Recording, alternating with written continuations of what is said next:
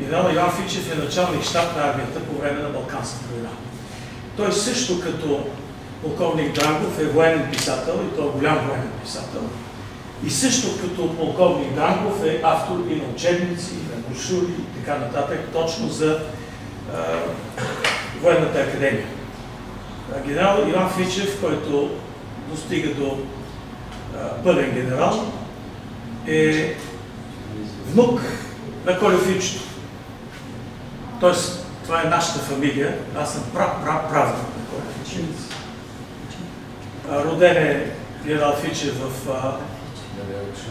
Търново.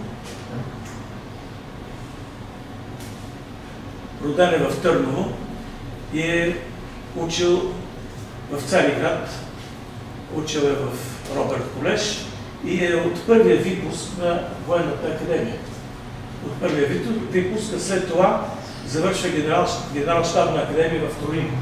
Значи тогава има договор между България и тази част на Италия, където се обучават в тази много почута генерал-щабна академия в Турин, се обучават много български военачалници. Генерал Фичев се е познавал много добре с полковник Дрангов, с голямо уважение се отнасяли един към друг. И разбира се, аз искам да припомня, че наред с фигурата на генерал Фичев и наред с фигурата на полковник Дрангов, в войните, в трите войни, както ги наричаме ние, Балканската, Междусъюзската и Първата световна война, взимат една огромна част от участие, и то активно участие, една огромна част от българските интелигенти. По една странна така съдба, моята първа публикация през 1965 година е публикацията на едно писмо на знаменития български литературовед, автор на много книги, много близък приятел на Пенчо Славейков, на Яворов и на Петко Тодоров. Това е доктор Кръстев.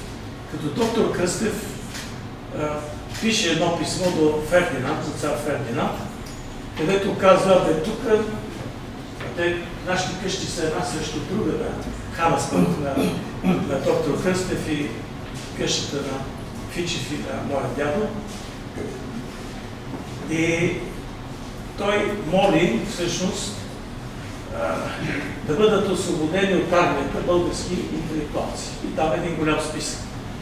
Само че, както нито генерал Фичев, нито генерал Савов му обръщат внимание.